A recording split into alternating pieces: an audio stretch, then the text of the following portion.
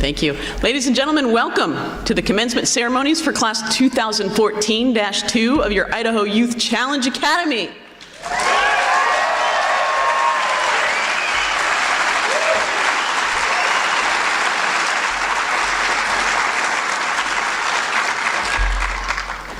I am Amy Steinhelberg, the Deputy Director, and I'll be your Master of Ceremonies for today's event.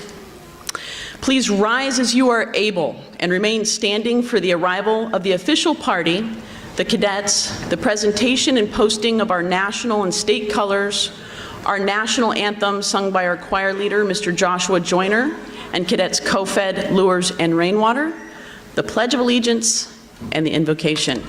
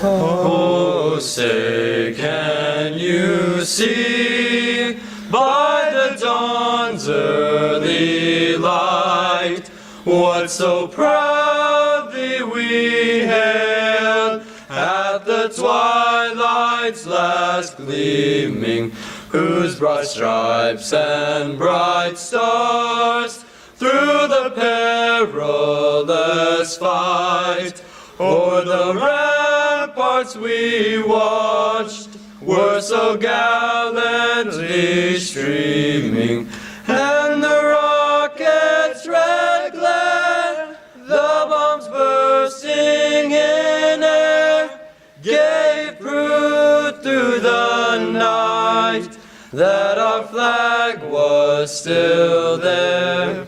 Oh, say, does that star-spangled banner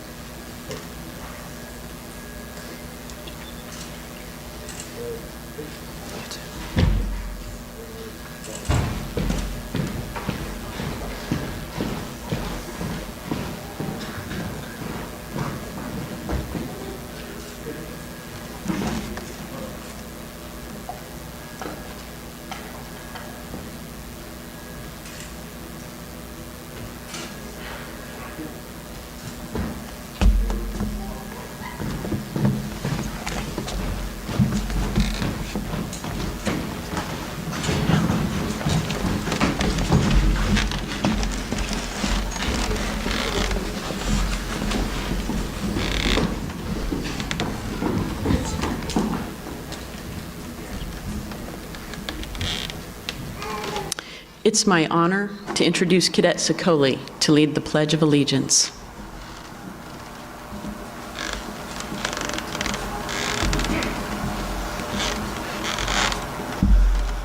Please join me in the Pledge of Allegiance. I pledge allegiance to the flag of the United States of America and to the republic for which it stands, one nation, under God, indivisible, with liberty and justice for all. It is now my honor to introduce Cadet Kofed to deliver the invocation.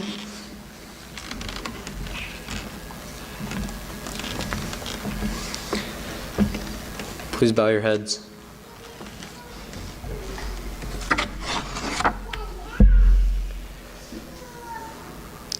As we all come here today with gratitudes in our hearts, we thank Thee for how far we have come.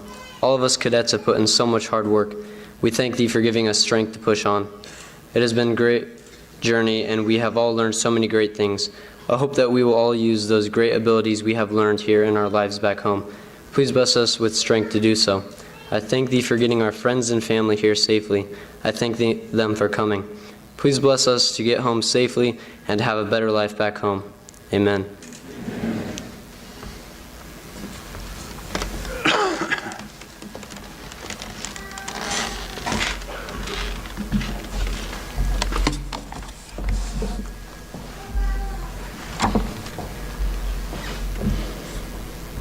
Ladies and gentlemen, please be seated.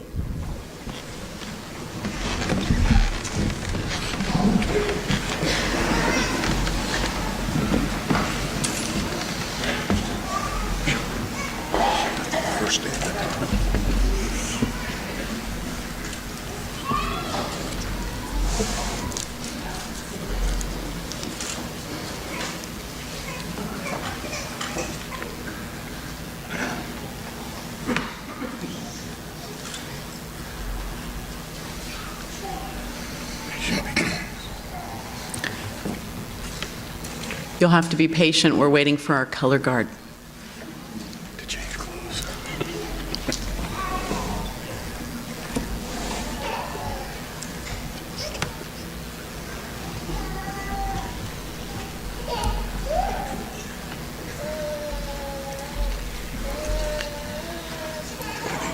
Go ahead.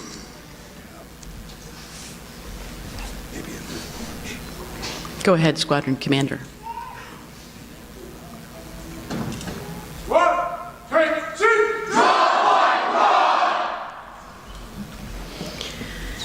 Idaho Youth Challenge cadets, distinguished guests, ladies and gentlemen, it's my honor to introduce our director, Derek Newland.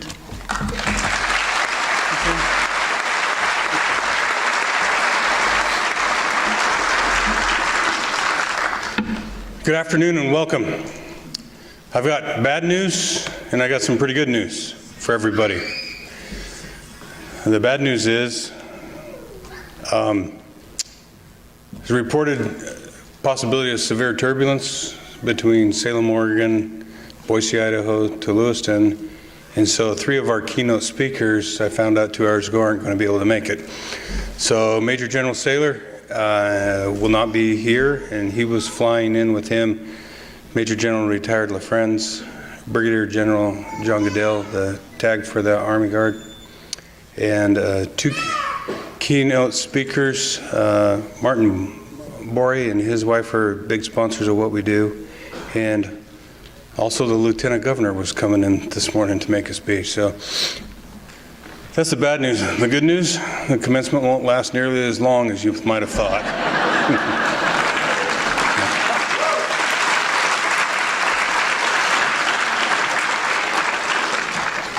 We sprung that on the cadets about an hour ago, and I didn't see a lot of heartbroken young men and women, so it worked out.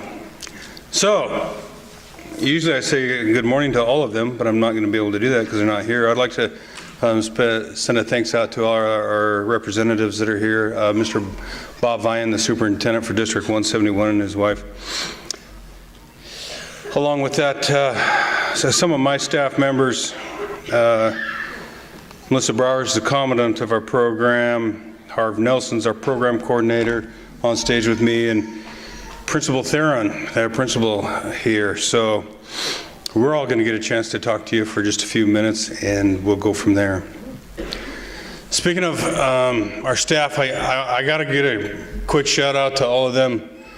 I truly feel that our staff are the finest dedicated and caring group of people I've ever worked with. They're truly focused on one goal and one goal only, and that's the success of every one of our cadets. I'd like to recognize them as groups first. Principal Theron, would you and your teachers please stand? Here, throw them a quick round. Thank you.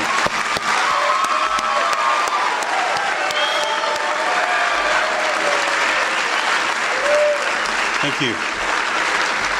I'd like to brag about what a great job our teachers have done with this class, but I don't want to steal the principal's thunder, so I'll let him do it. I'd like our administrative staff to please stand and take a note. I know they're probably busy up in the booth and in the back rooms and down here.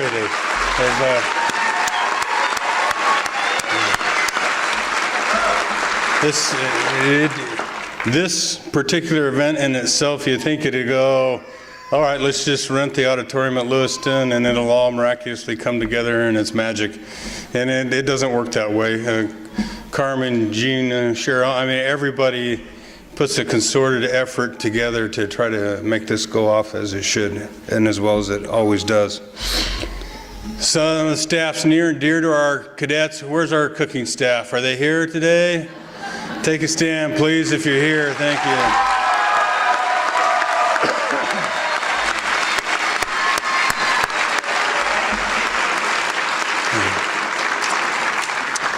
We always learned in the military, if you find them a place to lay their heads and you find them a way to get their stomachs full, they'll pretty much do anything for you. And it works in a lot of different theories. So,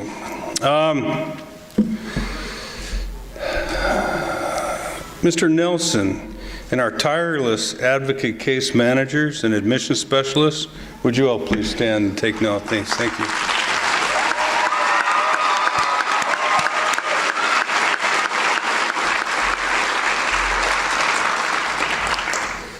And I'm going to take a minute here and brag because we love them and they're leaving.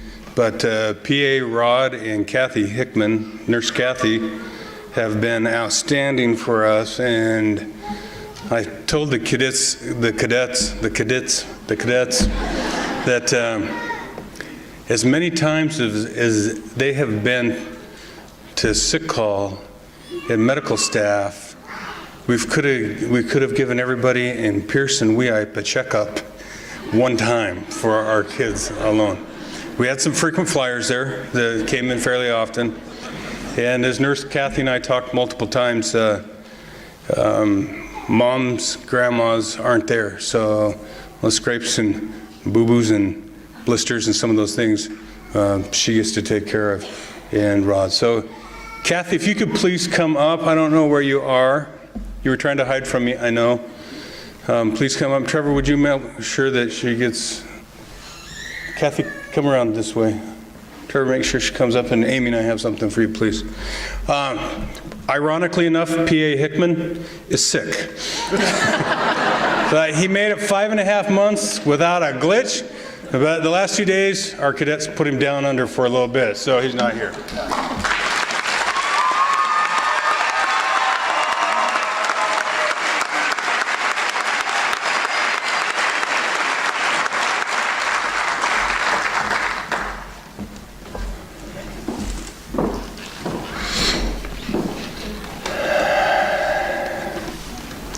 And to our commandant, please stand, and our cadre that are please here, stand.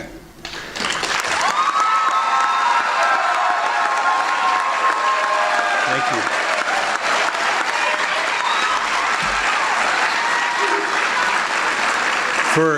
Thanks, you guys, thanks, please be seated. For the family members that probably, I'm sure you've all heard, but for those of you that haven't heard, you know, our cadre are the ones that these young men and women have got to work with every moment of every day for the last 5.5 months. They're the backbone of what we do at IDYCA. They're responsible to get the cadets up, dressed, chow, class, physical training, which they all love, and they lead by example. They push the cadets far beyond whatever they thought they were capable of. And believe me, they see it all. And I mean, when I say they see it all, they see it all. When you have this many young men and young women living in open bay barracks, close quarters, and never get a break from each other for 5.5 months, you see some pretty intense emotions. From happiness, although fairly rare at first, frustrations, complacency, sometimes laziness, and you know, the most common that we get is anger issues that a lot of some of the young men and women have. And these cadre get to work with them every day. And before they talk to the case managers and counselors sometimes in the evening and late at night and early in the morning, you know, they work tirelessly mentoring and working with the cadets, finding solutions and helping in every way they can for these young men and women to stay and succeed. And I couldn't be, not just our cadre, but I couldn't be any more proud of the staff that we have here right now. So can I get one more round of applause?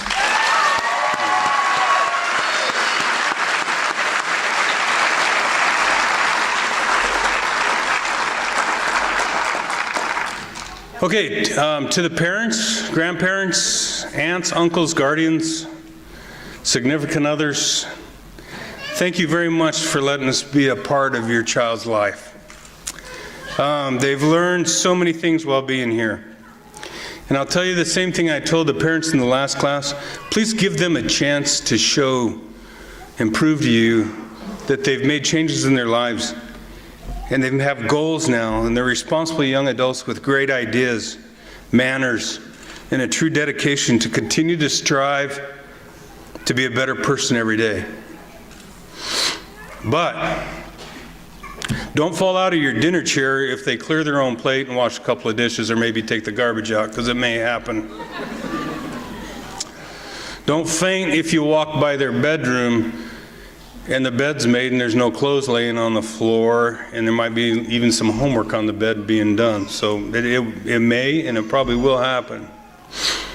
And I'll tell you the same thing I told the last parents: don't do their laundry. They know how to do their laundry now.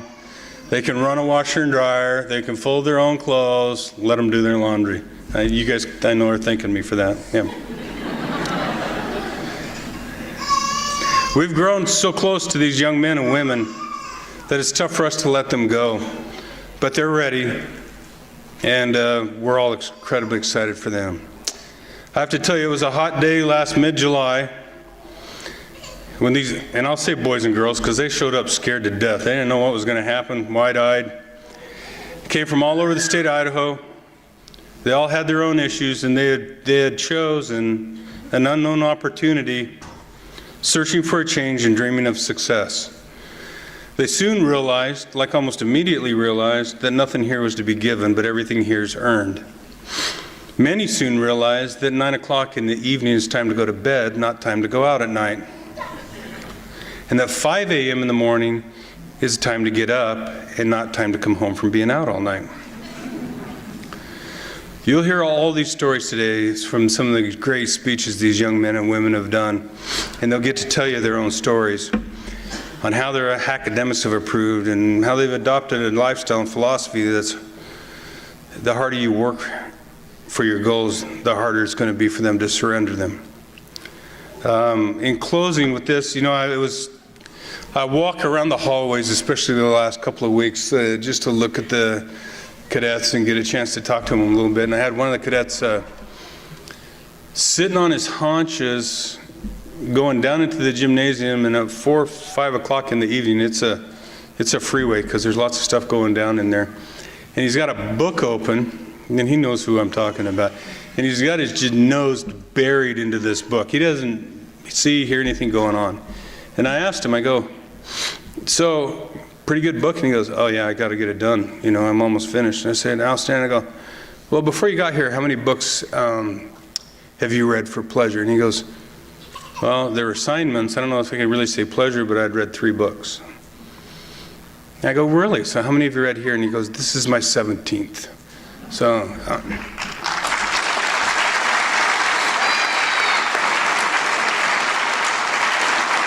yeah. I'm not going to steal Principal Theron's thunder, but education's a beautiful thing. Cadets, be proud. We talked last night, 22 weeks. Be proud of what you've accomplished. Never forget your 8 core components and what you've achieved here. You're ready to go, and it'll be an exciting next step for all of you. This is normally where I will introduce Major General Saylor. Just a quick note, he was tirelessly the man behind the scenes getting Idaho Youth Challenge to Idaho, and it's because of him that we have this here. And so he usually has some pretty cool words, but naturally when the pilots are, Army pilots are afraid to fly in a little turbulence, they don't fly. So Air National Guard Air Force pilots, we would have got the general here, I'm just saying.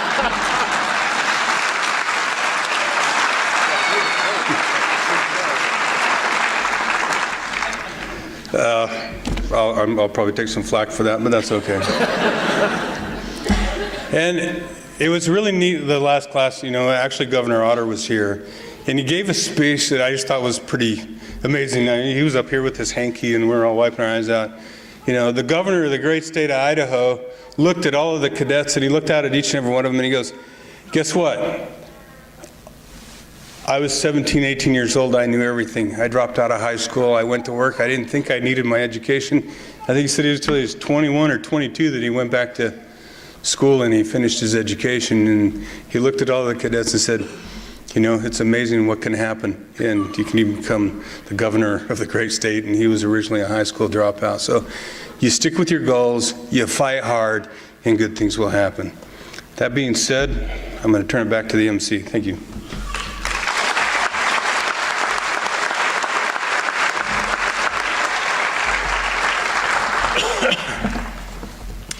Ladies and gentlemen, it is that time of year. Our choir would like to sing some holiday music.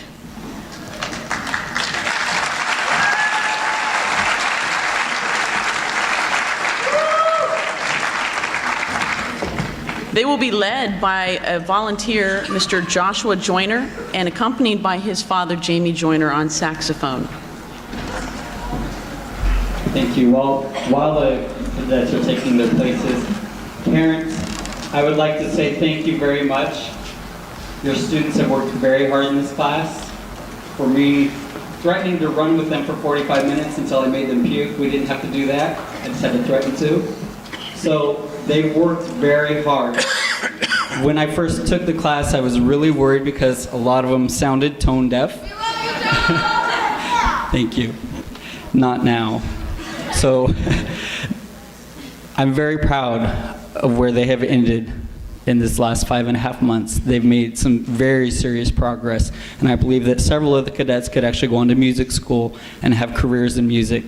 And while they've been some of the biggest pains in them, they've also brought so much joy, not only to my life, but to the community in which we volunteered. They put on a wonderful performance at the Festival of Trees in Pierce, December 5th, and everyone was so proud of all the work that they did. I would like to say thank you, parents, and thank you, cadets.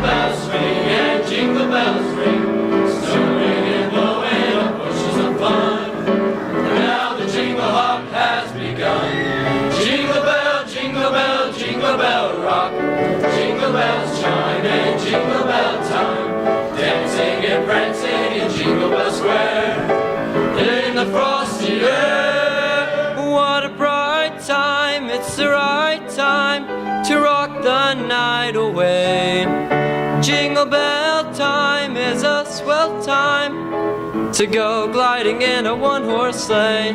Giddy up, jingle horse, pick up your feet, jingle around the clock. Mix and mingle in a jingling beat. That's the Jingle Bell Rock.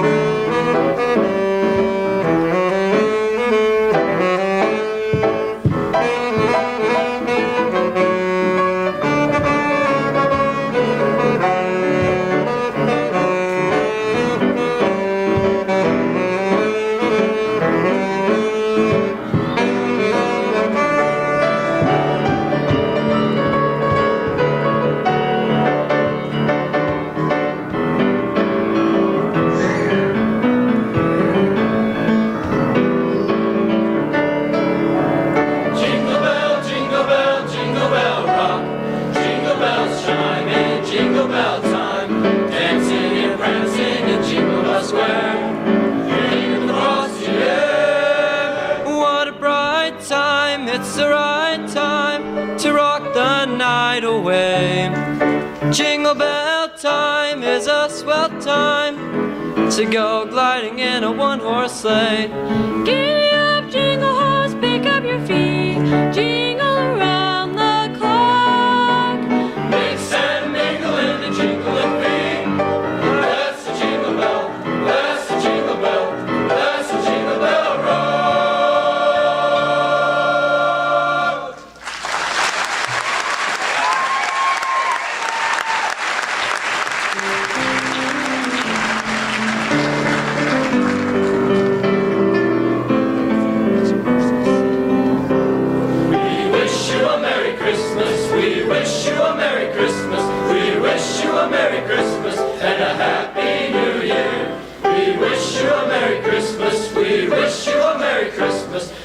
wish you a Merry Christmas and a Happy New Year. Glad tidings we bring to you and your kin. Glad tidings for Christmas and a Happy New Year. We wish you a Merry Christmas. We wish you a Merry Christmas. We wish you a Merry Christmas and a Happy New Year. We wish you a Merry Christmas. We wish you a Merry Christmas. We wish you a Merry Christmas and a Happy New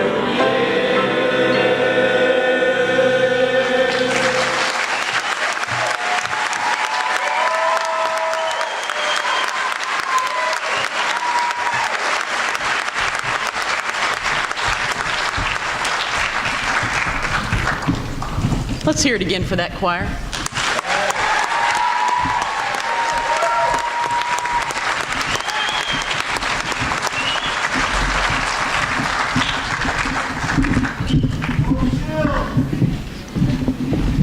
Well, you know, every cadet was required to write a speech in English class.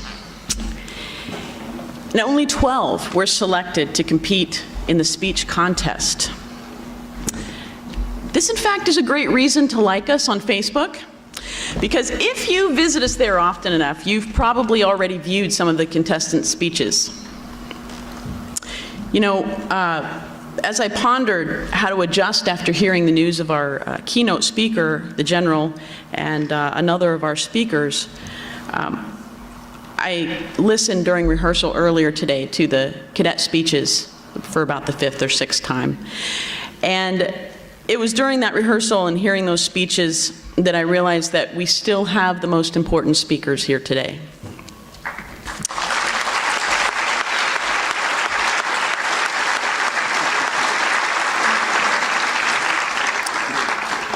So the contest is over, and this is the prize. Please listen closely to the words of our cadets as they pour from their hearts. They tell the story of our mission, the story of reclamation, one of unconditional love framed in structure and self-discipline. It's my privilege and honor to introduce from the Mountain Gems flight, Cadet Zach Pursuth.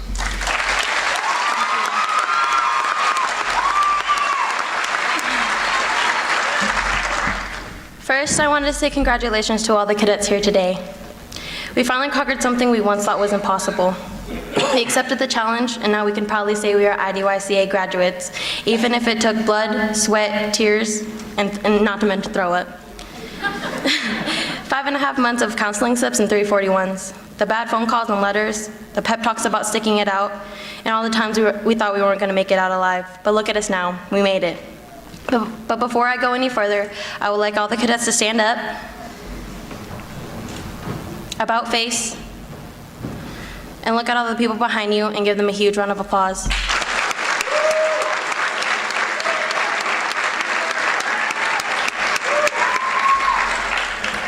About face, take seats. Our cheerleaders, our motivators, they never gave up on us, but most importantly, they never let us give up on ourselves. They're with us every step of the way, rooting us on with prayer and support. They gave us the second chance we desperately needed. Thank you guys so much. Before coming to the academy, I never had dreams. I never set goals. I was settling for just good enough. I didn't care much about anything else except myself, sometimes not even that. I cared so little for myself that I dropped out of high school twice, got into drugs, and broke some of my parents' hearts. I cared more about when the next time I was gonna get high or drunk than being successful. I masked my emotions with these things, and I blinded myself from what was important. I didn't know my self-worth until I came to the Idaho Youth Challenge Academy. My first reaction to the academy was, what the heck did I just get myself into? I was terrified. Immediately I wanted to go home, but I knew I needed this. After I said my goodbyes to my dad and sister, I thought of every bad decision I've made up to that point and prayed that Buddha would forgive me and give me the strength to get through the 5.5 months I had ahead of me. Although it was difficult being away from our normal lives, being at the academy made us realize how much we took for granted at home and started to appreciate the little things more. Sometimes we got to watch movies, got dessert with our dinners, or got our mail early. For the Gems, it was Tech Sergeant Spencer's no-bake cookies that we enjoyed the most. Those were just some things we wouldn't think twice about if we were back home. One thing I definitely appreciated more was my family. I remember all the friends I had telling me they would write, but not getting a single letter from them that showed me who my true friends are. Another perk of the IDYCA is that you meet new people, make new friends, build friendships that'll last a lifetime, and I now have a whole flight of battle buddies. Over Home Pass, I thought things were going to be different, but as I texted, scrolled through Facebook, Instagram, and Twitter, I realized that everything I left in July was exactly the same. I discovered that I wasn't as changed as I thought, and I managed to slip up. I tried using that slip up as motivation to better myself. I didn't want to be the person I was anymore. I was disgusted with how I was before. I was done hurting my parents and everyone around me. I wanted to show them that I could be something else besides disobedient and disrespectful. I needed change. Tech Sergeant Cowgirl always told me stories, funny ones, happy ones, and inspirational ones. And the one that stuck out to me the most was the one about how everyone has a good dog and a bad dog. Each time we did the right thing, we fed our good dog. And each time we did the wrong thing, we fed our bad dogs. And that's exactly what we did. We fed our bad dog so much that we let him take over and we let his negativity control our actions. But by making the choice to come to the academy, gave our good dog some strength. And as we continued to better ourselves and do the right thing, he kept getting stronger and stronger. And soon our bad dogs were starving. Although people make many bad decisions in their lives, I still believe it doesn't make them bad people. It's never too late to change. You just have to want to change. You need to work hard and not cut yourself short. I remember when I thought I had so much time before thinking about my future. Little did I know my future was going to smack me right in the face. When people would ask me what my plans were for after the program, I hated answering with I don't know, but I really didn't know. I had no plans, no goals, no dreams, nothing. I was lost whenever that question was asked. But one night I had a talk with Tech Sergeant Pinkew, and he told me that it was okay if I didn't have plans for after graduation. He told me that there'd be many forks in the road where my life could change at any moment. You could have your life planned out exactly how you want it, but guaranteed it'll change drastically from the road you were going down. Shoot, find or just, as Master Sergeant Bonner would say. One thing I know I want in my life is to be successful. I want my future to be the best that it can be, and I realize the only person that can give me success is myself. I came upon this quote by Ralph Waldo Emerson, and it reads, "What is success? It's to laugh often and much, to win the respect of intelligent people and the affection of children, to earn the appreciation of honest critics and endure the betrayal of false friends, to appreciate beauty, to find the best in others, to leave the world a bit better while there by a healthy child, a garden patch, or a redeemed social condition, to know one life has breathed easier because you've lived. This is to have succeeded." The road to success will never be an easy one to drive.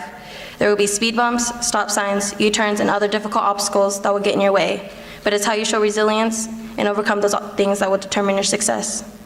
We also have to remember that success isn't about how much money you earn, how many degrees you have, what kind of car you drive, or where you live.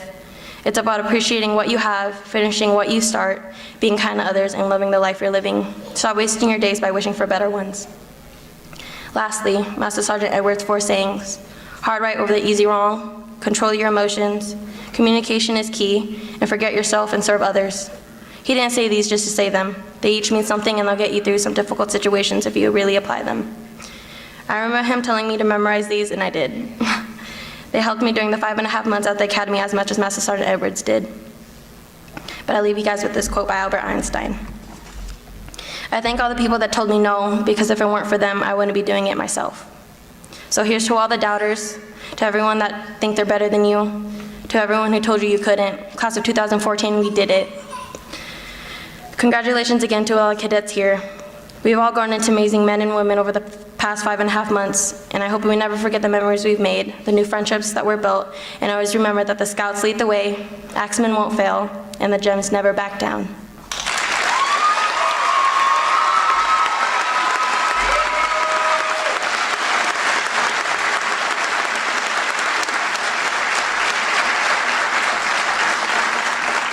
And now it's my honor to introduce from the Axeman Flight, Cadet Mosier.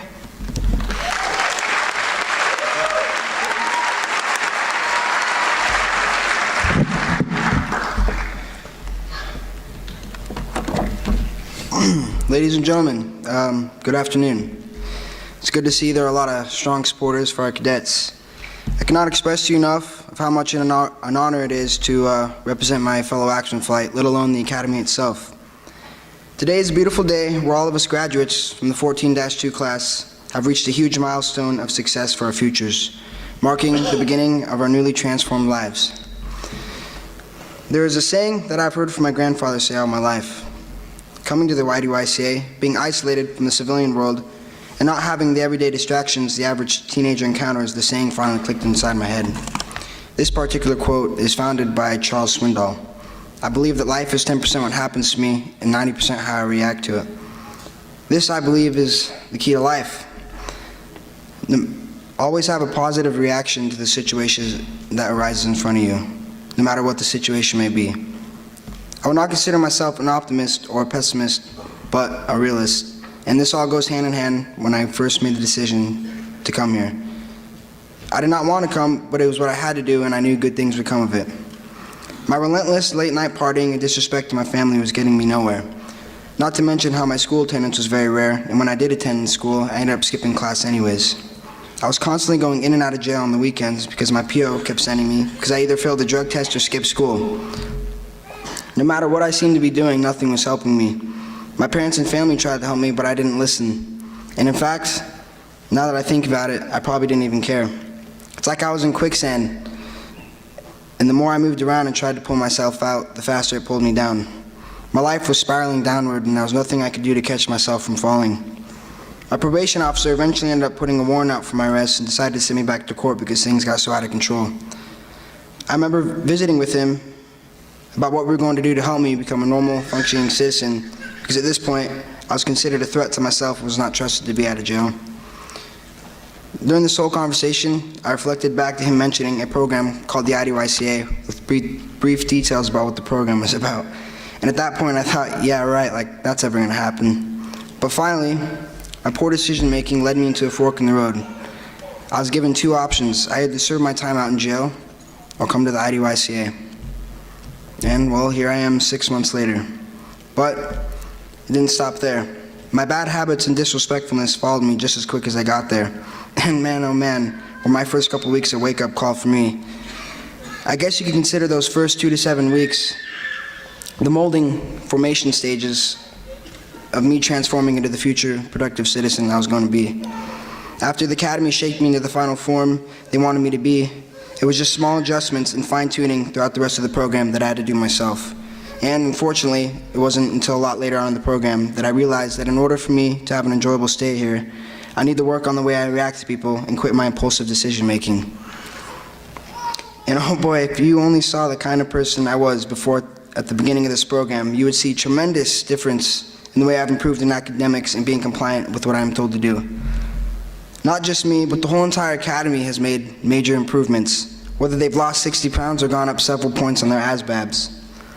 Whatever this may be, we've all come a very long ways. I could tell you about people who, if the tech sergeant told them to get on the ground and bust out 30, they would laugh in your face and walk off, but now they do them by the hundreds depending on what cadre is on shift. And this all goes back to acclimation on about week 2 when the Axemen acquired the slogan, "We won't fail." You might think this is a tough quote to live by for 22 weeks at a program like the IDYCA, and this is exactly true. But we as a flight decided that in order to fully fail, you must give up or quit. And to this day, 99% of our original Axemen have made it. 3 had to leave because of medical reasons, but there's no doubt in my mind that they would have finished out this program strong.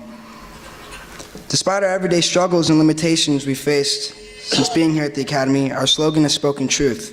None of us Axemen gave up or quit, and we all have a squadron, have not walked or jogged, but sprinted to the finish line strong. This Academy has taught us to pick the hard right over the easy wrong, and hard work pays off. As a common quote from Miss Therian's classroom, you cannot get mad at the results you didn't get from the work you didn't do. And for once, I think we can all say we put in our literal sweat, tears, and hard work together as a team. Despite the bad days with discouragements and letdowns we all faced at a time when it would be so easy to lie down and quit, we didn't. We all made the decision to stay at the Academy each and every day. However, with that, it wasn't just you who did it. It was to the person to the left and right of you who helped you through it.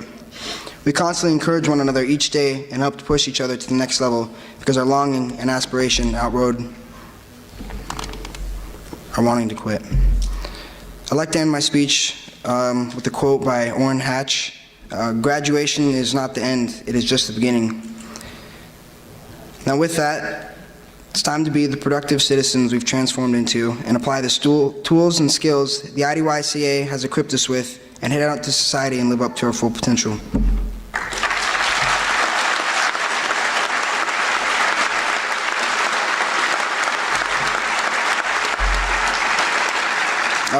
It is now my honor to introduce from Scout Flight Cadet Batson.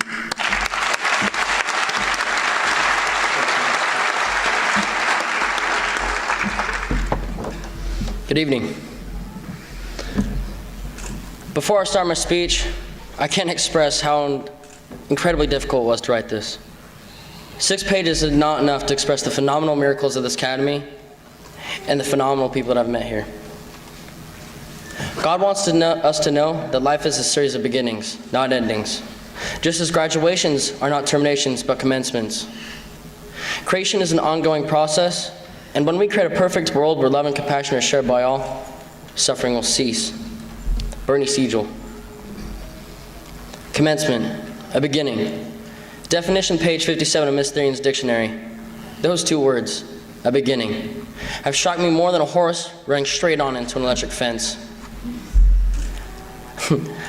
I lied so often, one second. My bad, ladies and gentlemen. Now that us standing before you are at the beginning of something better that can be put into words. These men and women before me used to be irresponsible boys and girls. Some couldn't stand still, stay quiet, march, keep the lockers up to standard, or even do 1 push-up. Although at the end of each night we were equals, brothers and sisters, here to make proud mothers and fathers.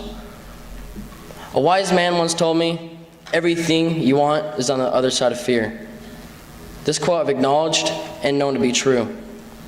I personally had a fear of rejection and the thought of being accepted. I feared coming to this academy because the way my old friends might not have accepted me, or how embarrassing it would have been to have been rejected at this academy. There are many reasons why I chose to come here. The reasons that stand out most are still hard for me to swallow. I lost 2 of my friends in less than a week due to suicide. I already had very low self-worth, and on top of this, it sent me into a vicious world. The only thing that was important to me now was the next high, the next drunk, or the next party. I began leaving the house whenever I wanted, and was consistently disrespecting my family's name. I couldn't do anything right. I was angry at everything, and I blamed everyone else for my issues. A family's disappointment and losing what hope they had before you left can damage you farther than any kick or argument.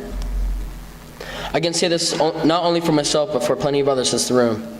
I was so used to doing the wrong thing that it felt like the right thing. I lied so often my version of reality was a fiction novel. I needed change. I wanted change. The first day of acclimation, I will never forget. I came to the academy with a shaved head and was in my black and white apparel. It was a hot day, so the sweat of heat and uneasiness made my palms clammy. At first, it was not so bad. Stand here, stand there, sign this, and sign that. A lot of paperwork. I saw the faces of many other cadets that had an expression on their face that told me they were already regretting their decision. Heck, even I had that thought in my head. I had my final home-packed lunch and talked to my family several minutes before my departure. My mother was teary-eyed and sniffling. She was the more affectionate and sensitive parent. On the other hand, I could hear my dad saying, "Get the hell in there." He's more of a man that wants me to be strong and to take a challenge head on. He was pressuring me away from into the taunting military academy that I had chosen to attend. Abruptly, I was there, as if time had skipped like a tape in a cassette. I was used to the yelling and the fast-paced movement that I had already acquired from my father, although I never felt so alone around so many faces my same age. The tech sergeants, being the barbarians they were ripping open our bags, and they looked like they were plundering the loot. They continued yelling to us, "Hurry to this and hurry to that." My mind was more scattered than a 5,000-word puzzle in the hands of a blind man. Astonished by how fast everything had changed, I obeyed, as if I had already been a cadet for weeks. We stood, completely still, staring point blank about 6 inches away from a blaring white wall. Then we were corralled like cattle to get our heads buzzed and booted into our new homes. That was the first experience we had as brothers and sisters. Not until now have I realized how far we have come and how close we have grown. Some have lost stupendous amounts of weight, while others have gained muscle. Some have learned to read, write, and even speak. I personally have lost 29 pounds and have raised my GPA from a 1.6 to 3.6 in 5.5 months. Thank you. Thank you.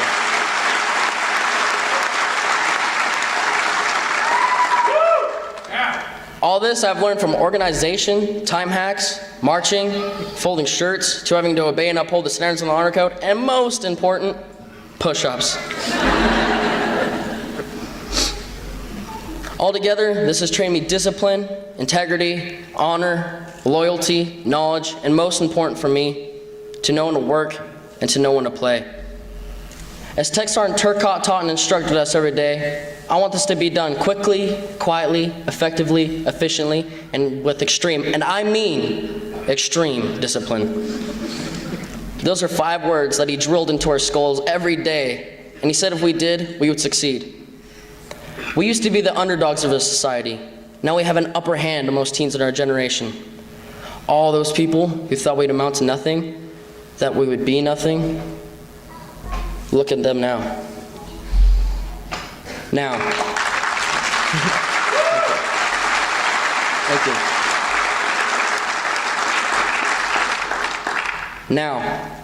Now is the time we should focus on most. Not 10 minutes ago or an hour later, but now.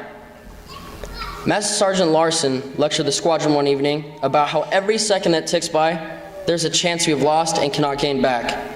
Therefore, there are 86,400 chances a day. This is something we learned and became experts at here at this academy. We make the best of our time now.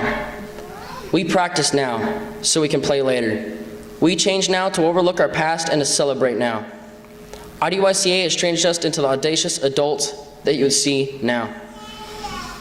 Quote, "We are all a little weird, and life is a little weird. And when we find someone whose weirdness is compatible with ours, we join up with them and fall into mutually satisfying weirdness and call it love. True love." Robert Fulgham. There have been many cherished moments here at this academy. Although very weird, I've come to love. This one time, Cadet Walters, Brown T, Beltran, and I shaved our heads skin bald. Our heads were glistening like Mr. Clean's. Yeah, we got smoked by that. Another time was when my flight, the Scouts, we earned video game night. Halo, Guitar Hero, Wii Sports, Madden Football, Reese's, and soda. What else can you ask for? Man, that was a night I will never forget. I recall this one time when the squadron did a run up and down this menacingly long stretch of road. We did this to earn our guidons.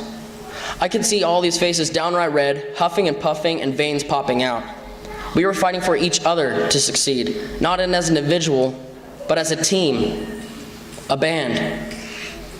Since I've been here at this academy, I've come to appreciate the small things, because that's what we are. Our lives are composed of a bunch of small things and experiences. Out of all the experiences I've had here and will miss the most, will have to be the small things. Such as sitting in the laundry room with your fellow cadets, sharing past experiences and memories, all the way to fraternizing with other flights to see what their bays and daily life were like compared to ours. Or simply physical training and advancing stronger as a flight, as a squadron. May I ask Tech Sergeant Phillips to take a stand? I wanted to thank you, Tech Sergeant, because you're a man that understood compassion and what it meant to express that emotion. You brought the light to my dark times that I had. You really made me appreciate the small things, and you made me feel like a vital part of the team. Thank you.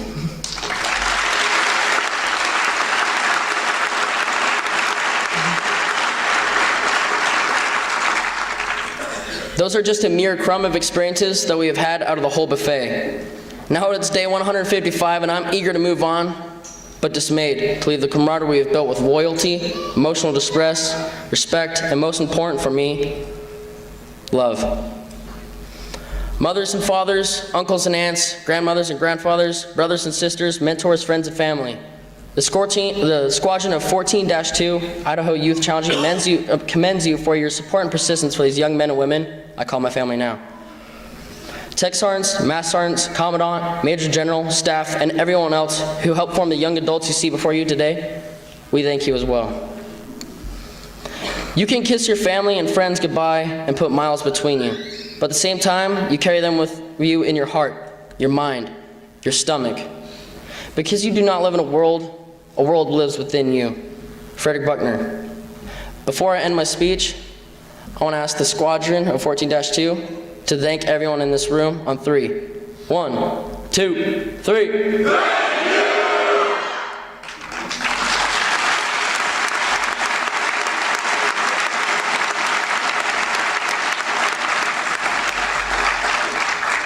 It is my honor to introduce from Scout Flight, Cadet Beltran.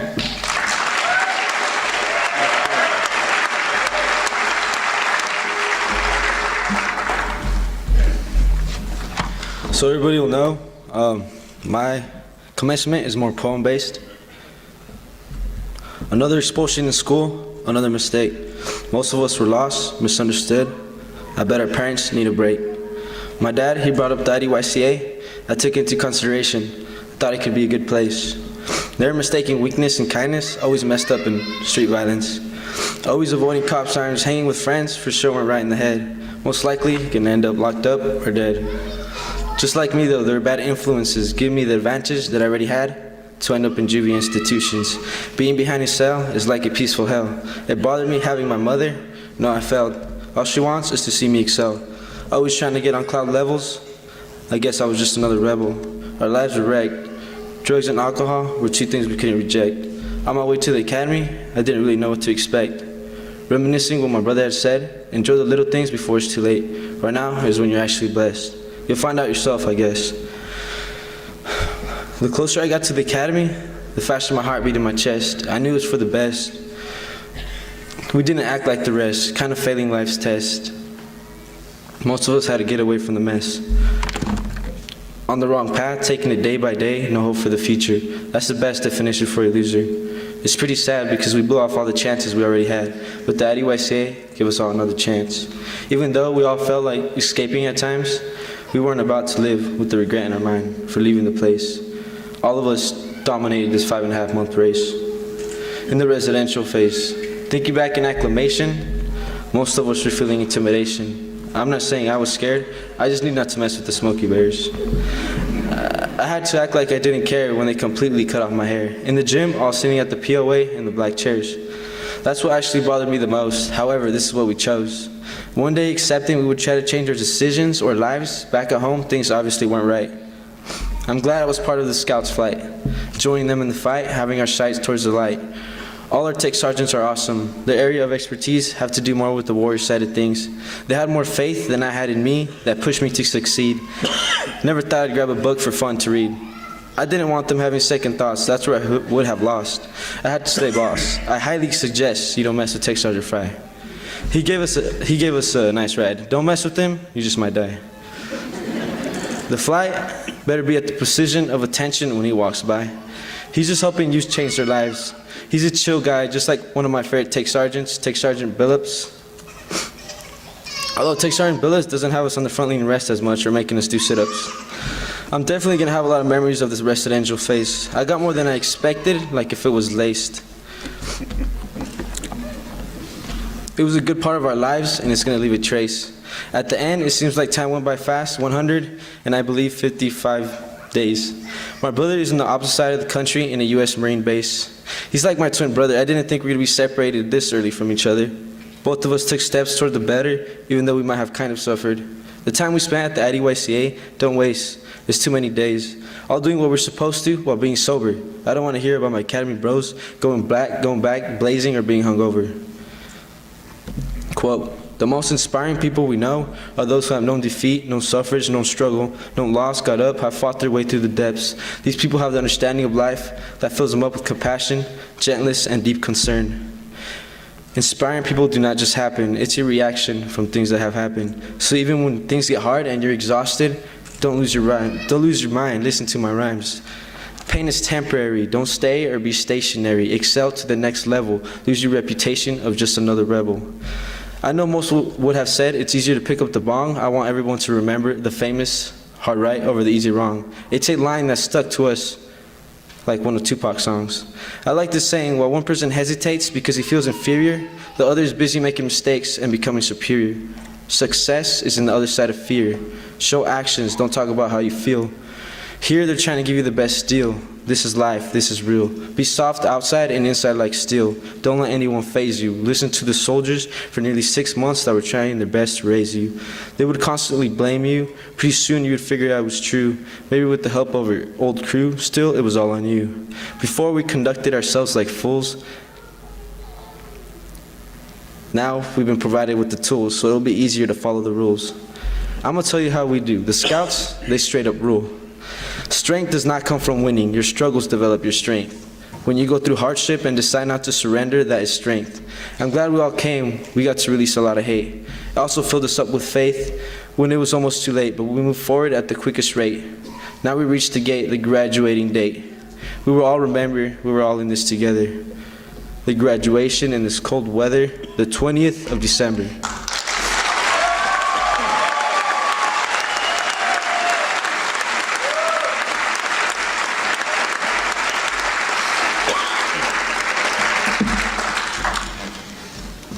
Let's give those cadets one more round of applause.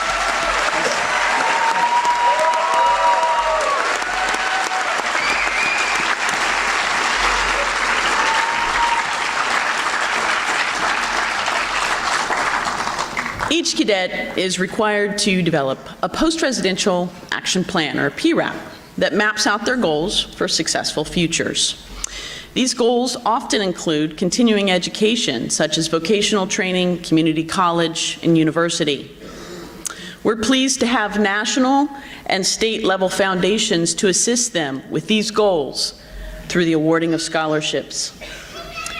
Here to help present our scholarships today on behalf of our foundation, we're honored to have our former Commandant, Chief Master Sergeant Retired Pete Glick.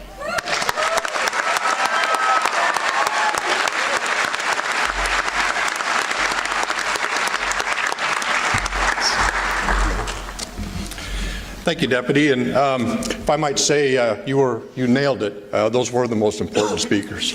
Well done.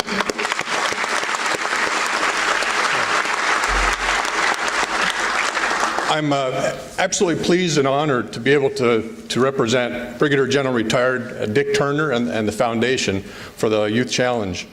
I did have a chance to speak with him on Thursday, and I know he was really wanted to be here badly to present what I get to now, which is awesome. The director talked a little bit about setting goals, sticking with it, working hard, and good things happen. And that's what's about to happen here for a couple of young ladies, young men. All right, I want to talk first about, let's bring up Cadet Jesse Keller, who has a scholarship for $1,000.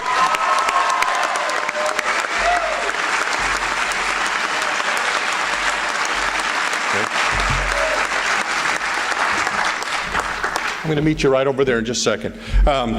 He's going to be attending the College of Western Idaho and seeking the automotive program degree. It's the first time I've seen that script. I apologize. All right.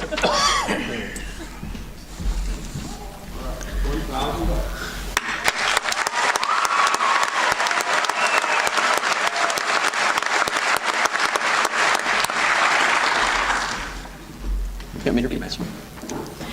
Also today, receiving a $2,000 scholarship would be Anastasia Alexander. Please come forward.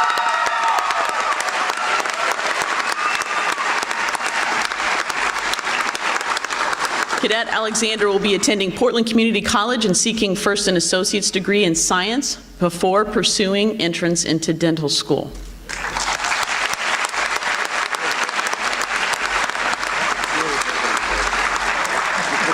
I'm going to take just a little license here. Cadet Alexander and I had a conversation almost a year ago. She reminded me of something about pathways and choices, and I'm really absolutely pleased that she chose this path.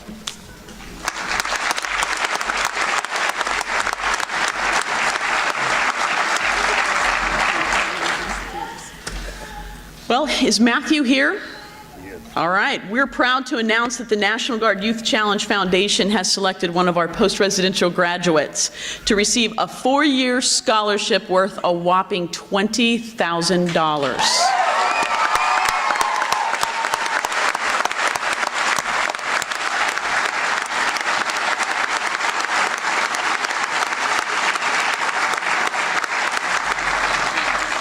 Graduate Alexander will attend Oregon State University to pursue a degree in nuclear engineering.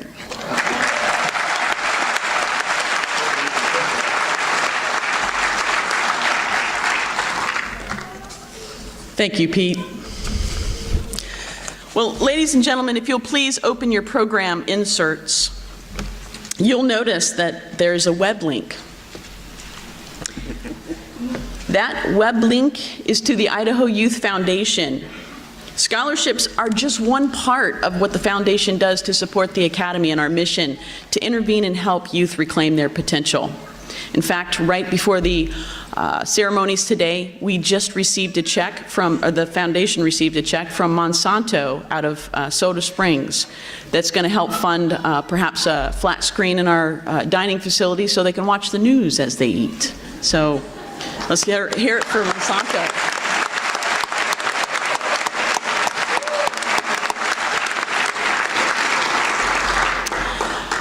There are many ways that you can pay it forward. Many parents have discovered the newly developing Parent Boosters organization, and the foundation would like to encourage you to consider this as the next adventure in the post-residential phase. In fact, I'd like to ask you all to do something a little unconventional right now. I know I told you to silence them, but go ahead and pull out your smartphones. Please keep them on silent mode, but take them out and find us on Facebook. You just have to type in the Facebook address, facebook.com, and then a / and the letters IDYCA. Now, you don't have to have a Facebook account in order to see that page, and you'll find a wealth of pictures, encouragement, news, and events there. But if you do have a Facebook page, the foundation encourages you to like that page today to help boost our presence to Idaho youth who might need this opportunity. Now, go ahead and put your phones up when you're done liking, but leave it loaded, friends, because as you head home today, our foundation is sincerely hoping that you'll also share that page with your friends and family and ask them to like it and share it too. Well, speaking of sharing, these cadets also have the help of their adult volunteer mentors who give of their time and love to serve as their coach, friend, accountability partner, and in the achievement of those PRAP goals. Here to recognize these volunteers and present some mentor awards is our program's coordinator, Mr. Harv Nelson.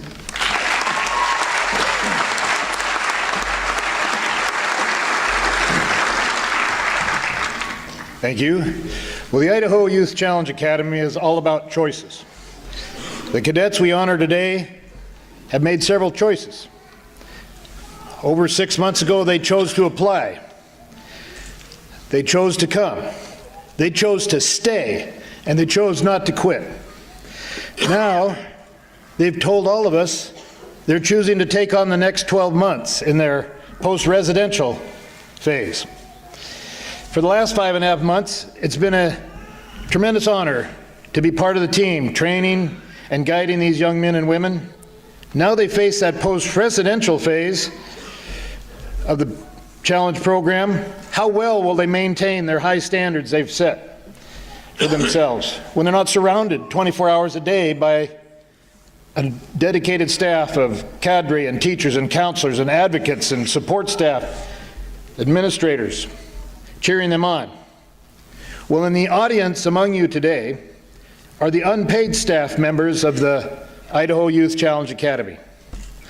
They are the adult volunteers who also took time out of their life, chose to go through the training, to apply, getting their background checked, and chose to write letters nearly weekly to provide encouragement, share strength and hope, guidance, coaching, and love to their cadets while they were going through the residential phase.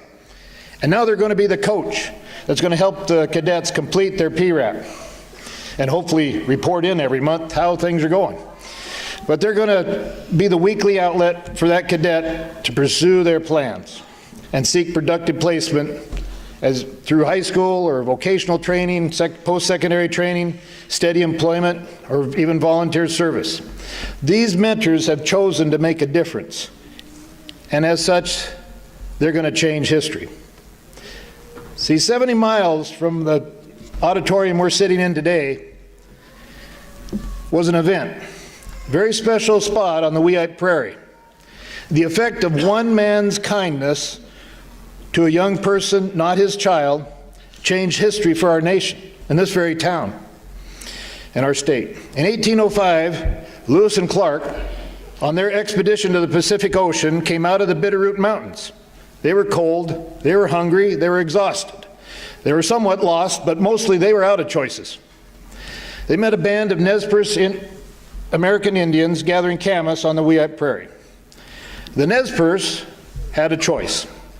A young Nez Perce brave said, "Let's kill all the white men. They don't look too promising anyway." But an old Nez Perce woman, Wakikas, intervened because as a young person, she was taken hostage by a warring tribe and taken far away from her land. But there was a young white man who found her, restored her to her people.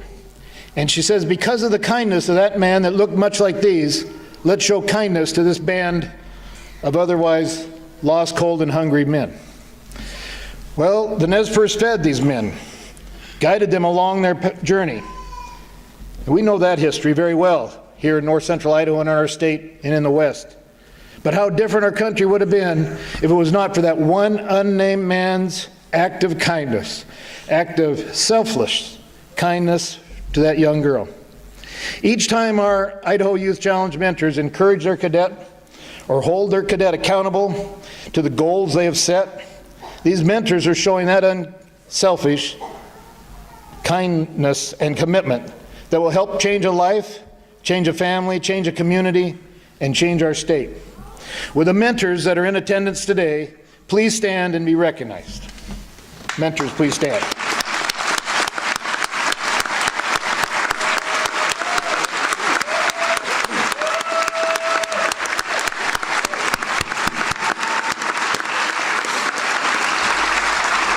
Thank you. You may be seated. Well, in recognition of all our mentors, we'll pick 3 special mentors from one from each flight that have personified the spirit of a Youth Challenge mentor. When I mention your name and cadet, please proceed to the front and join your cadet here and come up on stage. Now, not all of our mentors are here, but I want to speak of them also. Anyway, the gems, our mentor award goes to Don Howard, mentor to Cadet Anastasia Alexander. Please come. Mrs. Howard was not able to be here today, but she picked up the mentorship role kind of late in the game when Anastasia's first mentor had to move from the state. Mrs. Howard quickly became trained, went through all of his background checks, and she even traveled from Idaho Falls to Pierce to participate in the mentor day. From the Axemen, our mentor award goes to Ronald Goebel. Ronald Goebel is mentor to Cadet Caleb McPherson.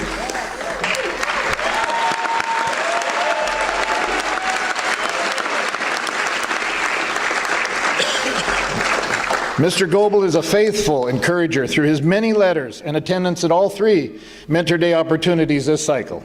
Mr. Goebel shows a great commitment to Cadet McPherson.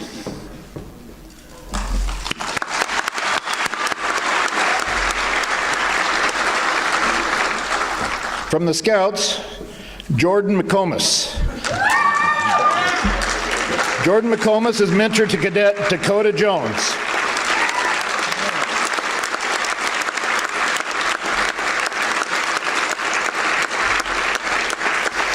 Now, Mr. McComas was instrumental in positive mentorship even before the residential phase. He drove from Salmon to Pierce at least 3 times, transported and attended orientation with Cadet Jones, and bringing him back to Pierce again on day 1, and started the cycle.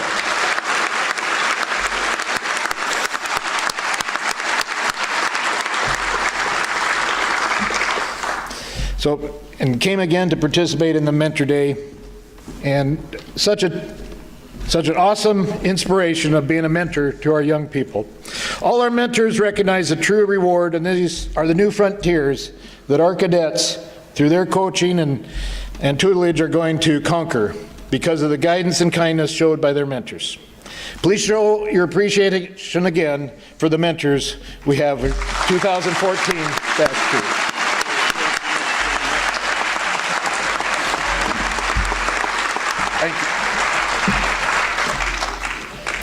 Please welcome Commandant Melissa Browers to share some class and individual achievements during the residential phase.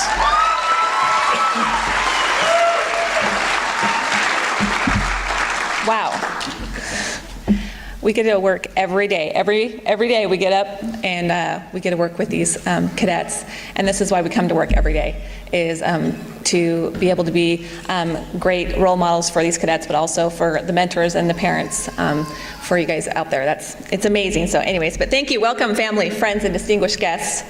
The cadre staff are honored to have you attend Class 14-2 Commencement. Each cadre staff member has tirelessly dedicated their time to lead, motivate, and inspire each cadet to success. Your cadet has shed blood, tears, and even pounds to work towards the goal of graduation, and each cadre member has bandaged those wounds, wiped those tears, and PT'd with cadets for the improvement of their health. The cadre have instilled our core values of integrity, courage, respect, and commitment into each cadet. But the job is not done. Parents and guardians, it is now your turn to set and uphold the standards and values that we send them home to you. Every cadet has accomplished great strides while at this academy, and one of them is a service to community hours. And as you know, each cadet has to put in 40 hours of service to community. Between parades, hatcheries, parks, reservoirs, veterans home, blood drives, and tonight if you see the Lewiston lights, they help put those up. Their total number of total services to our local communities is over 5,800 hours. Let's give them a round of applause.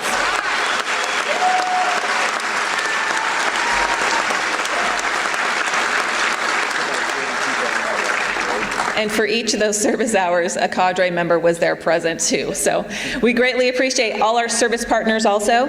They donate their time a lot of the time to make sure and mentor the cadets through those projects. Another accomplishment these cadets have made is in their physical fitness. For some of you parents have probably seen that. Between push-ups, burpees, crunches, bear crawls, that's just to name a few, your cadet is stronger and healthier, and for some, thinner. So we have a few who have lost a significant amount of weight, and I want to have them stand up when I call their name. Cadet Kaiser from GEMS has lost over 55 pounds.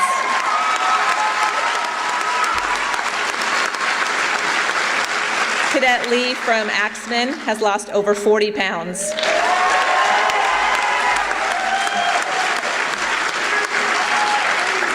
Cadet Lane from Scouts has lost 51 pounds.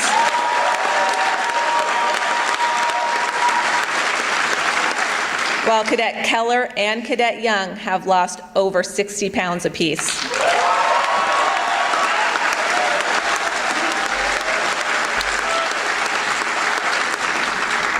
Class of 14-2, we are so proud of all your accomplishments, and we cannot wait to hear about your future endeavors. You have been given many tools. Now use them to better yourself and others. To our strapping scouts, go, lead the way. To our mighty axemen, you won't fail. And to our precious mountain gems, never back down.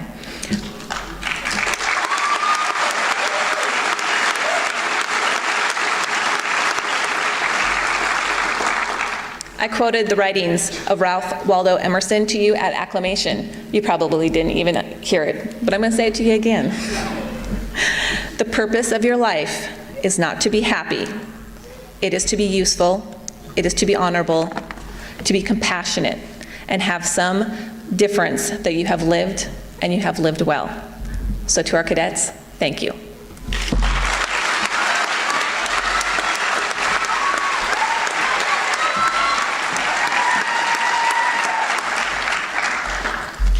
Well, these goals that the young men and women sitting here today have developed would not be possible without their continued improvement academically.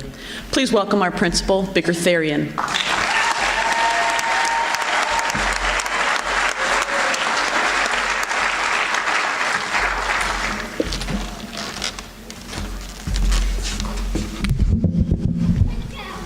I'm going to have to do some editing here because I had some names in my speech that aren't with us. Director Newland, Mr. Vian, distinguished guests, parents, staff, it gives me great pleasure to initiate the certificate ceremony for the second class of the Idaho Youth Challenge Academy. In 1989, Robert Fulgham wrote a great piece on life, and I'd like to share it with the cadets before we get into the certificates. All I really needed to know about how to live and what to do and how to be, I learned in kindergarten. Wisdom was not at the top of the graduate school pile, but there in the sand pile at school. These are the things I learned. Share everything. Play fair. Don't hit people. Put things back where you found them. Mr. Manning will appreciate that. Clean up your own mess. Don't take things that aren't yours. Say you're sorry when you hurt somebody. Wash your hands before you eat. Flush. Warm cookies and cold milk are good for you. Live a balanced life.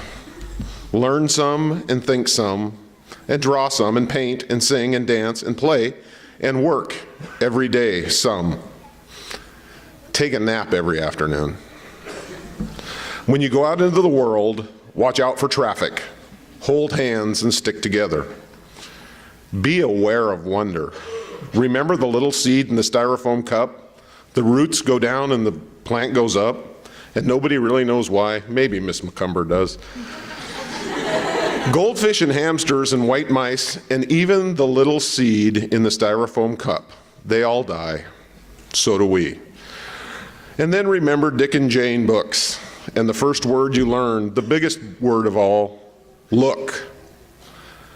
Everything you need to know is there somewhere. The golden rule and love and basic sanitation, ecology and politics, and equality and sane living.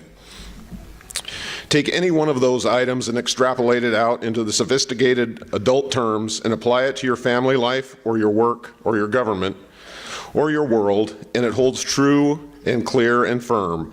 Think what a better world it would be if we all, the whole world, had cookies and milk about 3 o'clock in the afternoon and then lay down with our blankies for a nap. Or if all governments had as a basic policy to always put things back where they found them and to clean up their own messes. And it is still true, no matter how old you are, when you go out into the world, it is best to hold hands and stick together.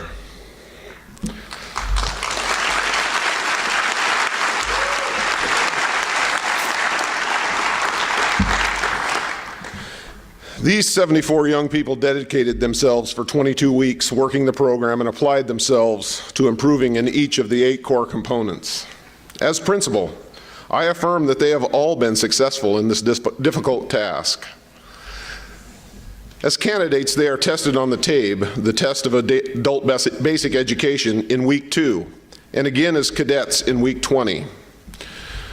This class showed an average growth of 2.9 school years, 27 months in 22 weeks.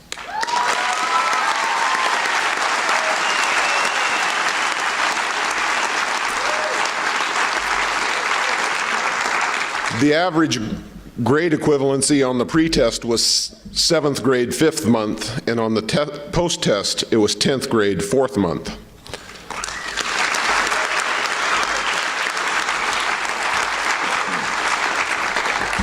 The squadron average GPA on entry was 1.75. Their GPA for academy courses is 3.01.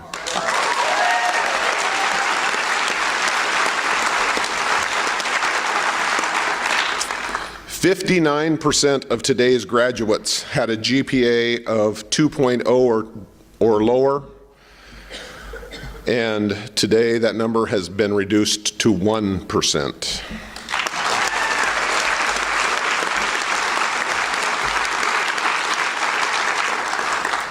Cadets had the opportunity to earn up to 14 credits in their time on campus. 14 credits is equivalent to a full school year, all accomplished in 22 weeks. I am happy to report that of the 1,036 credits available, 1,034 were earned.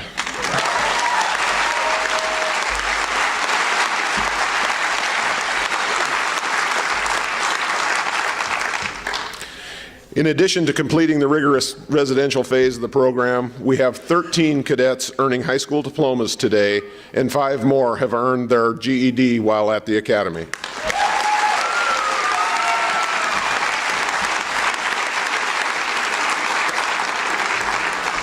Besides these remarkable educational accomplishments, that's a tough word to say when you're nervous, accomplishments, the cadets have made many other significant strides toward responsible citizenship.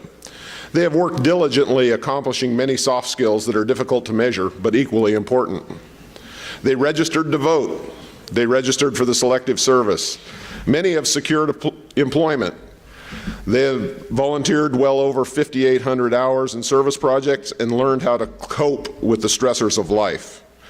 They are physically fit, and a few of them have lost nearly 50 pounds, possibly more.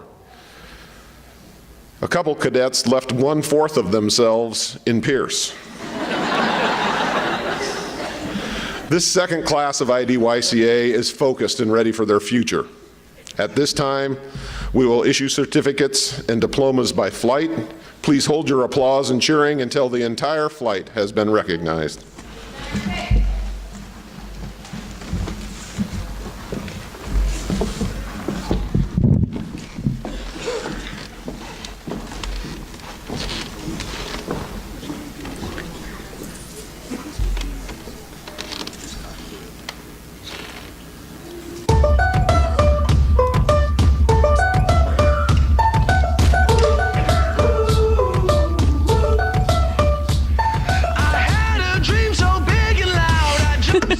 The Mountain Gems. Receiving her high school diploma today, Anastasia Alexander.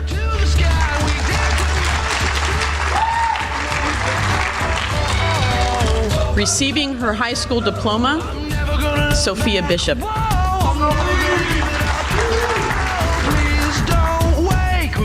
Receiving her high school diploma, Hannah Conway.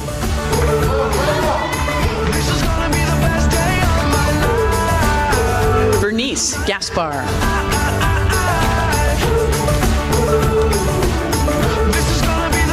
Brooke Glenn.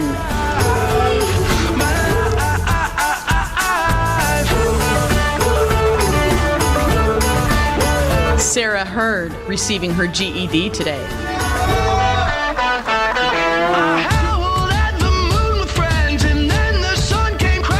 Destiny Kaiser.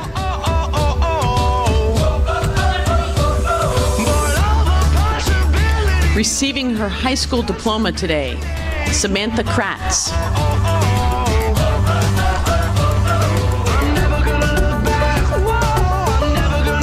Kierna Lee.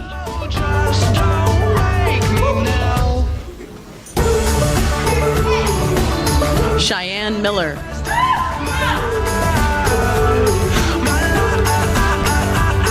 Receiving her high school diploma today, Dana Sack-Brasuth.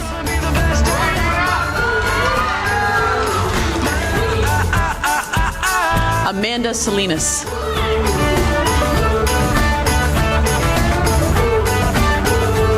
Michaela Shields.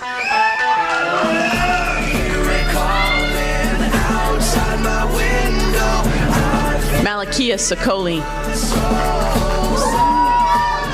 Burning so bright, the sun Receiving her high school diploma today, Kasani Vitali.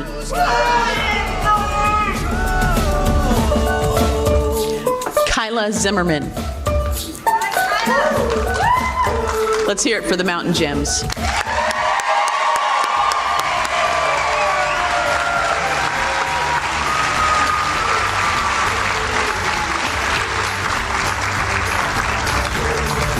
And now for the Axemen, Logan Bradshaw.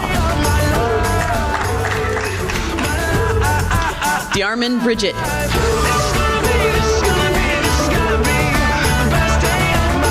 Sean Briggs. Christoph Bai.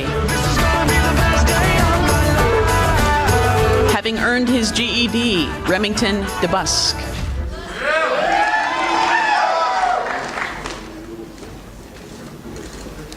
Matthew Dunbar. Having earned his GED, Brendan Ellis.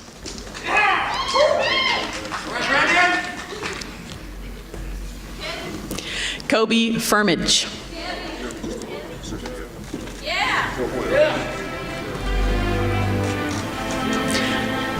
Matthew Gregory.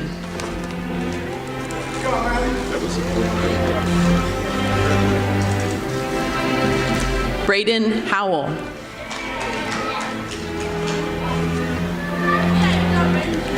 Julian Mosier.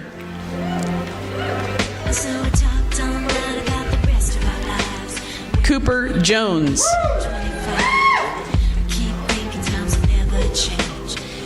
Jaron Kofed.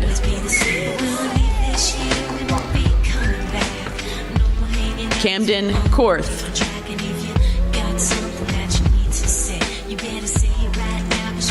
Eric Lee.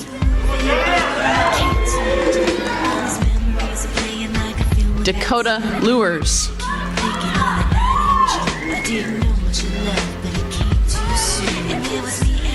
Caleb McPherson.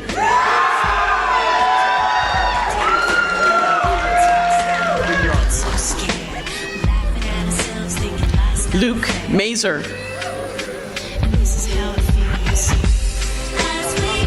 Ethan Pinson.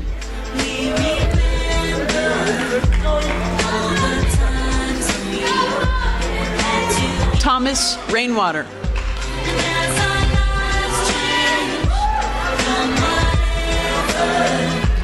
Zachary Ray.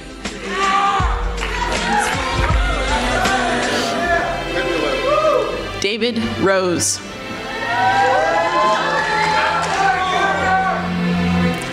D'Artagnan Sanders. Cody Skaggs.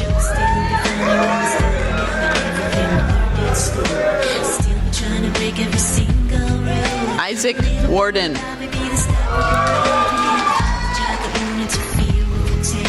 Philip Wright. Let's hear it for the Axemen.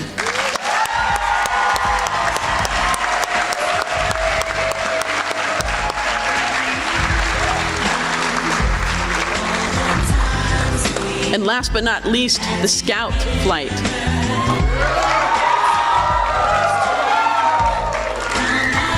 Taylor Alexander. Brock Andrews. Cage Batson.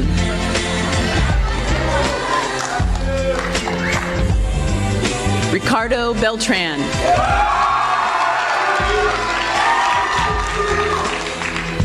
Derek Bowers.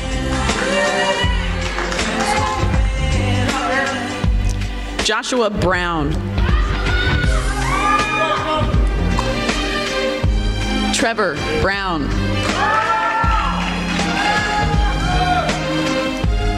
Having earned his GED, Erastus Burchett.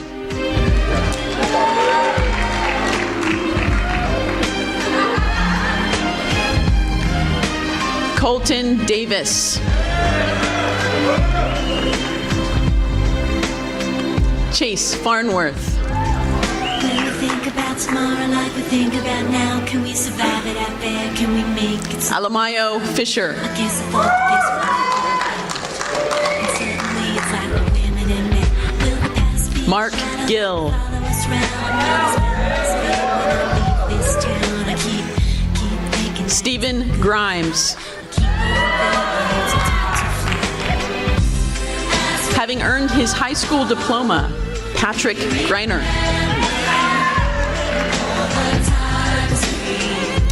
Walker Henderson.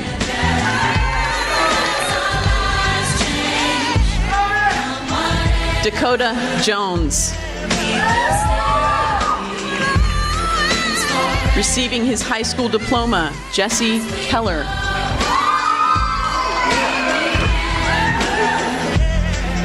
Charles Koenig.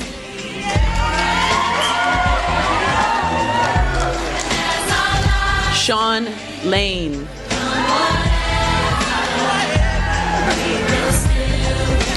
Receiving his high school diploma, Robert Lupien.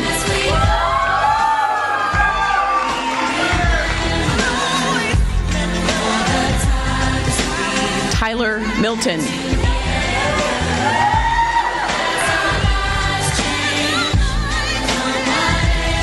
Travieso Osorio.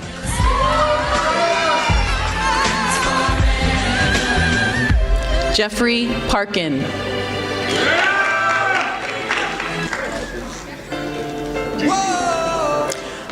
Having earned his GED, Matthew Ramsey.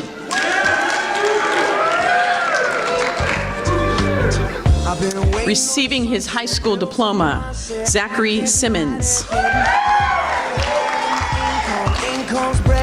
Also receiving his high school diploma, Daniel Smith.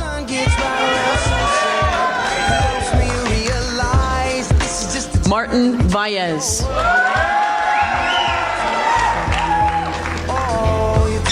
Dominic Walters.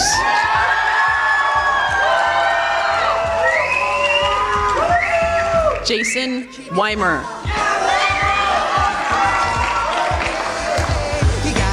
Receiving his high school diploma, Michael Wingert.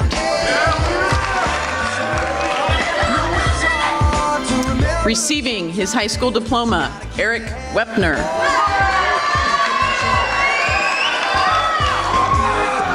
Devin Young. Let's hear it for the Scouts.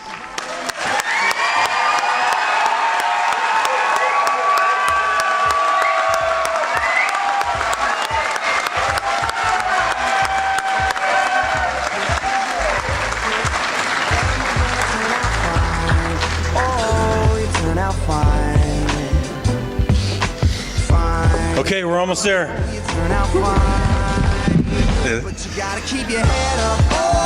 Congratulations, graduates. It's amazing. Squadron Commander, put your squadron at attention. Music off. 1, 2, 3. About 3. Cadets, move your tassels from right to left over the heart.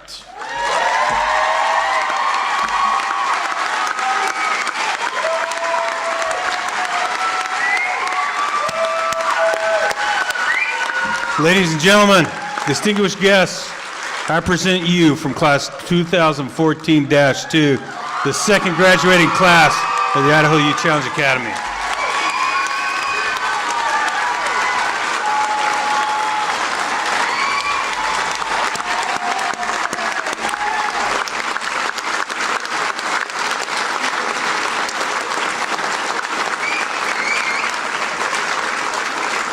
Squadron Commander. About 3.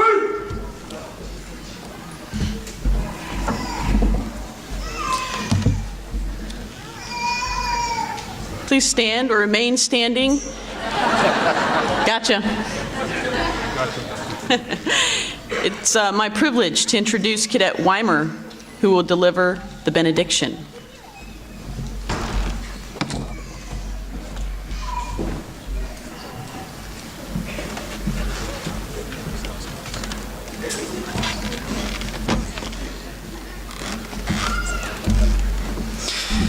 Will you please bow your head and join me in benediction? Dear Heavenly Father, we pray to you asking that you keep us in good hands as we take our first steps in adulthood. We ask that you give us the tools to be successful and to accept the change that has been given. Lord, we ask you that you give these cadets the power and integrity to do the right thing. We ask that you help the ones that will struggle and pick them back up on their feet when needed. Lord, we thank you for this opportunity to have a second chance at the things we once failed at, and we thank you for guiding us through the finish line. Lord, Lord, we thank you for everything you've done to get us here. In the name of the Father and Holy Spirit, amen.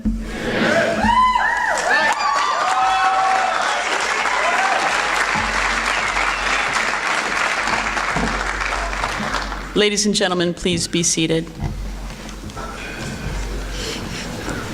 Almost.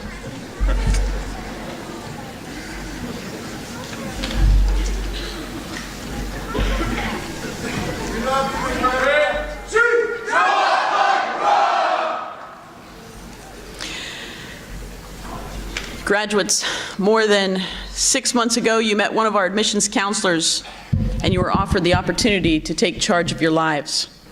Today, we assign you the responsibility of offering that same opportunity to young men and women who are now as you were 6 months ago.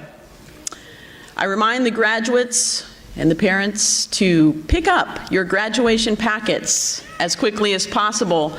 Those packets are essential for your next steps into the post-residential phase. Not only do they have the great videos that you've put together for the ceremony today, but they also have materials that go towards your education and employment goals.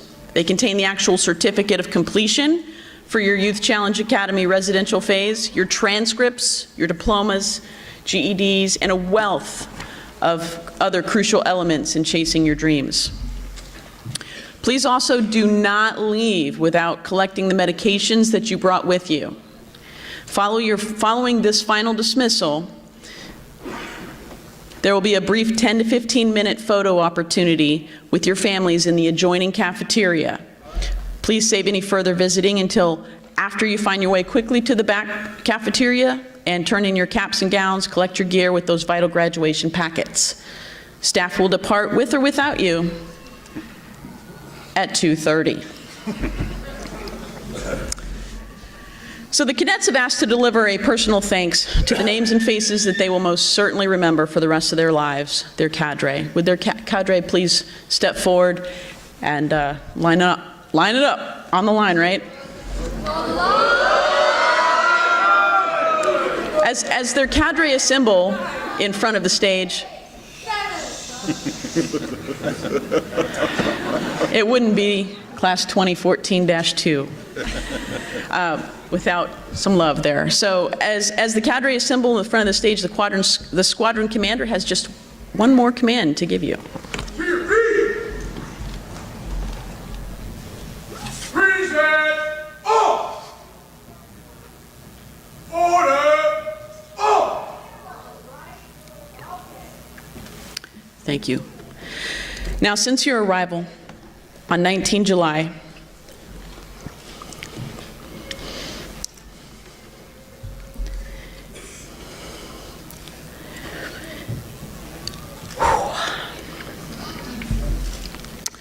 you've received commands to do this and that, seemingly endless commands, but now there's just one command remaining. Tech Sergeant Billups, please report front and center to issue the final command. One last thing. Do not squander the time you spent, nor the gifts that you've been given. Make the changes permanent, so your life is worth the living. Squadron! Dismiss!